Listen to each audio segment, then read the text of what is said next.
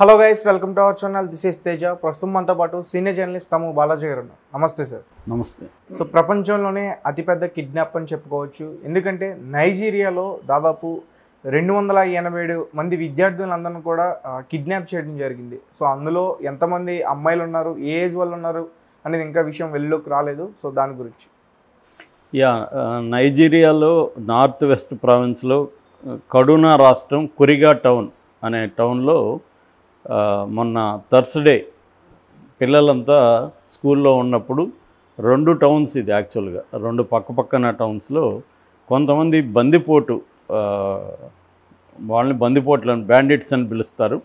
వాళ్ళు 2 వీలర్స్ మీద బైక్స్ మీద వచ్చారు, గన్స్ పట్టుకొని వచ్చేసి దిగగానే అల్లకల్లోలం చేశారు. గన్స్ గాల్లో కాల్పులు జరిపారు. ఎవరైనా అడ్డొస్తే వాళ్ళని ఒకరిద్దరిని చంపారు, మిగతా వాళ్ళని కొట్టి పిల్లల్ని దాదాపు 287 మంది అని లెక్క చెబుతున్నారు. 280 మంది 8 ఏళ్ల వయసు నుంచి 15 ఏళ్ల వయసు లోపల ఉన్న పిల్లలు, అంటే 10th క్లాస్ లోపల ఉన్న పిల్లల్ని వాళ్ళు కిడ్నాప్ చేసి తీసుకెళ్ళాలి. ఇది ఒక్కసారిగా ప్రపంచవ్యాప్తంగా సెన్సేషన్. ఎందుకంటే ఈ మధ్యకాలంలో ఇంతమందిని, అది కూడా పిల్లల్ని కిడ్నాప్ చేసిన చరిత్ర లేదు. 2021లో ఇదే దేశంలో 150 మందిని కిడ్నాప్ చేశారు. ఆ తర్వాత ఇదే హయ్యెస్ట్ అనమాట. 287 అంటే ఆ దేశంలో కూడా హయ్యెస్ట్ నెంబర్ ఆఫ్ ఇదన్నమాట. ఇది పిల్లల్ని కిడ్నాప్ చేసిన ఇది.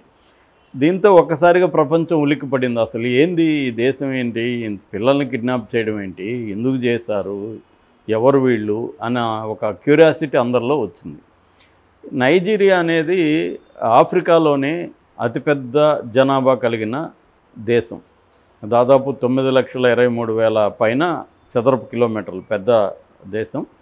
అందులో పాపులేషన్ 23 కోట్లు. 23 కోట్లు అనేది ఆఫ్రికాలో నెంబర్ 1 అని చెప్పచ్చు ఈ దేశం.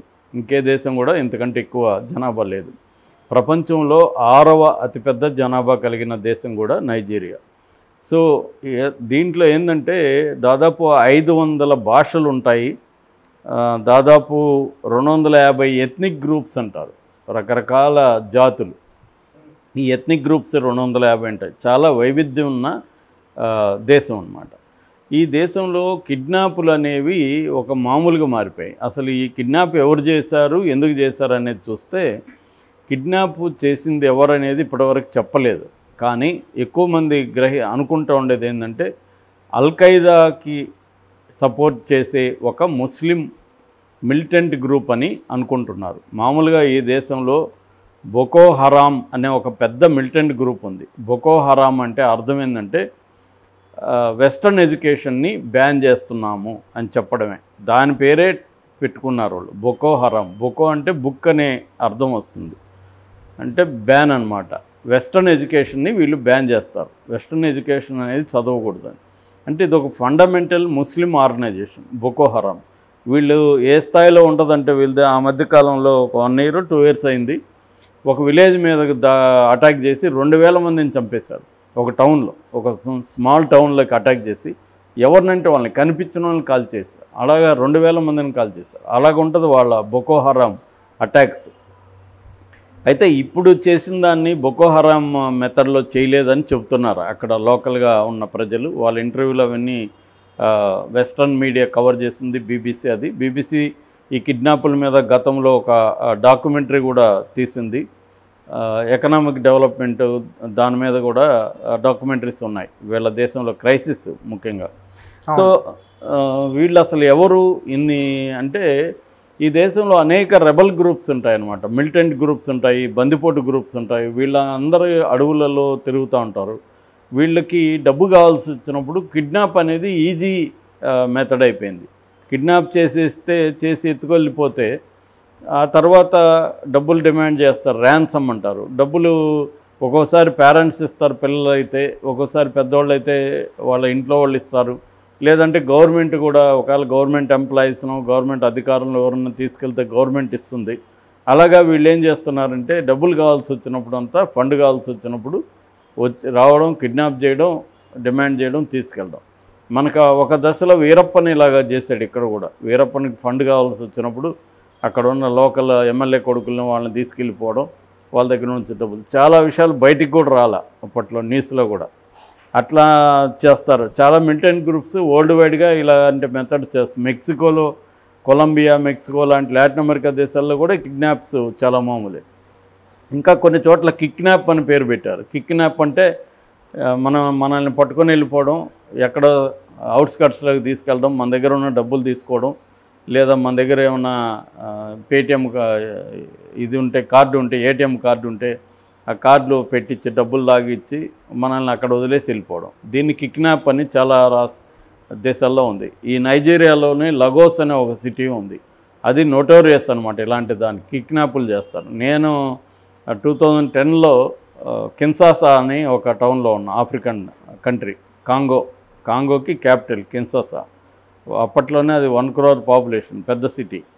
అందులో ఉన్నప్పుడు ఒకసారి నన్ను, మా ఓనర్ అతన్ని, మా ఇద్దరిని కూడా కిడ్నాప్ చేశారు. కిడ్నాప్ చేసి మా దగ్గర ఉన్న దాదాపు $1000 ఉంటే $1000 తీసుకొని ఈవినింగ్ మళ్ళీ మమ్మల్ని వదిలారు.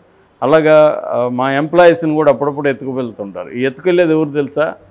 పోలీసులే మమ్మల్ని ఎత్తుకెళ్ళింది. అంటే పోలీసులకు కూడా అక్కడ ఇచ్చే శాలరీలు సరిపోవు, అందువల్ల వాళ్ళే కిడ్నాపులు చేస్తుంటారు, పోలీసులే కిడ్నాపులు చేస్తుంటారు.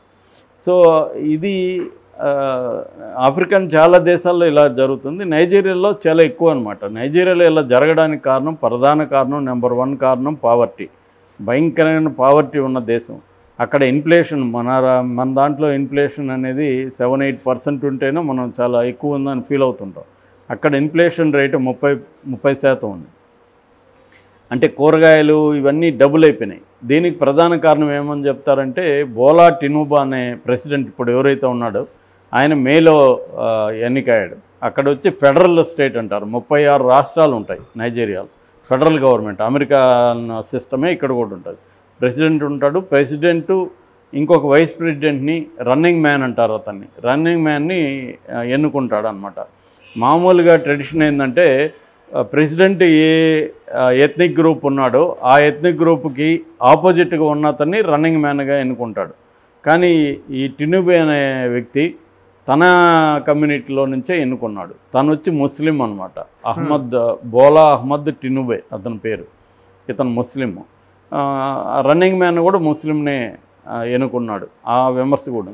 సో ఈ టినుబే ఏం చేశాడంటే, అధికారంలోకి రాగానే 2 రకాల పాలసీలని ఇంట్రడ్యూస్ చేశాడు. ఒకటేమో పెట్రోల్ మీద రాయితీలు తీసేశాడు.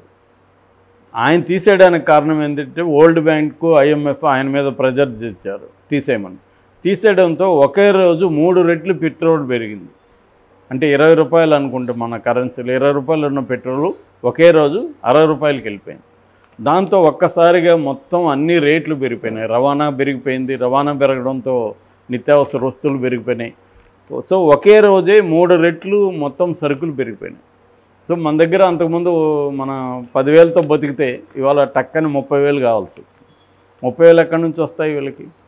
సో ఒక ఎగ్జాంపుల్గా చెప్తున్నా. ఇది మేజర్గా ఆయన చేసిన ఒక పాలసీ. రెండో పాలసీ డివాల్యుయేషన్ అంటారు. వాళ్ళ కరెన్సీని డివాల్యుయేట్ చేసేసాడు. దానివల్ల కూడా కుప్పకూలింది. డివాల్యుయేషన్ చాలాసార్లు మంచిదే, కానీ దాని అమలు కరెక్ట్గా చేయాలి, అది చేయలేకపోయారు. అందువల్ల అది పడిపోయింది. దీంతో ఎప్పుడైతే ఇవన్నీ జరిగాయో ఎక్కువగా ఈ క్రిమినల్ గ్రూప్స్ బయలుదేరి జనాల్ని పీడించి డబ్బు లాగడం మొదలుపెట్టారు. ఈ మొదలుపెట్టేసరికి ఫారిన్ ఇన్వెస్టర్స్ వీళ్ళందరూ కూడా పారిపోయారు ఈ దేశంలో నుంచి. ఇక్కడ వాళ్ళకి సేఫ్టీ లేదు. అట్లాగే ఇక్కడ బాగా కొంత డబ్బు ఉన్నోళ్ళు, ఎడ్యుకేటెడ్ ఉన్న వాళ్ళందరూ కూడా యూరోప్ వెళ్ళిపోరు. వాళ్ళు జపా అంటారు. జపా అంటే యూరోప్ అనే వాళ్ళ భాషలో అర్థం. ఈ జపాకి వెళ్ళిపోతున్నారు అందరూ. అంటే ఈ దేశంలో బతకలేక. ఇలాగా ఉన్నవాళ్ళేమో ఒక భయంకరమైన పేదరికంలో ఉండాల్సిన పరిస్థితి. దీనివల్ల కిడ్నాపులు అక్కడ విపరీతంగా పెరుగుతున్నాయి. సో ఇది చాలా హృదయ విదారకంగా ఉంది. ఆ విజువల్స్ చూస్తుంటే పేరెంట్స్ పాపం, ఒక 2 పిల్లలు ఉంటే ఒకడేమో పిల్లవాడు తప్పించుకున్నాడు. ఆ పిల్లవాడు కూడా మాట్లాడాడు బీబీసీతో, ఎలా నేను తప్పించుకున్నాను, నన్ను కూడా చేజ్ చేశారు, నేను పొదల్లో దూరగలిగాను, పొదల్లో నుంచి తప్పించుకోగలిగాను అని అబ్బాయి చెప్తున్నాడు. వాళ్ళ అన్న మాత్రం కిడ్నాప్ అయ్యాడు. అలాగే చాలామంది పిల్లలు తప్పించుకున్నారు. కొంతమందిని కొట్టారు, వాళ్ళు 1-2 చనిపోయారు. ఇప్పుడు వాళ్ళని తీసుకెళ్లారు. మేబీ వాళ్ళు ఎక్కడో ఒక స్థావరంలోకి వెళ్ళి సెటిల్ అయినాక వాళ్ళు అనౌన్స్ చేస్తారు, మేము ఇంతమంది పిల్లల్ని తీసుకెళ్ళాం, ఇంత డబ్బులు ఇస్తే వదిలిపెడతామని. ఇది అక్కడ ఉన్న ఒక భయంకరమైన సిచ్యువేషన్. ఇది ఈ కిడ్నాప్ అనేది 2014 నుంచి బలంగా పెరిగింది. 1999 వరకు కిడ్నాపులు లేవు ఆ దేశంలో. 99 నుంచి స్టార్ట్ అయింది. ముఖ్యంగా 2004 నుంచి పెద్ద స్థాయిలో కిడ్నాపులు చేయడం అనేది, 2014 నుంచి పెద్ద స్థాయిలో కిడ్నాపులు చేయడం అనేది జరిగింది. ఇది ఇప్పుడు దేశంలోనే, ప్రపంచంలోనే అతిపెద్ద కిడ్నాప్గా చెప్పుకోవచ్చు. Okay sir, thank you so much.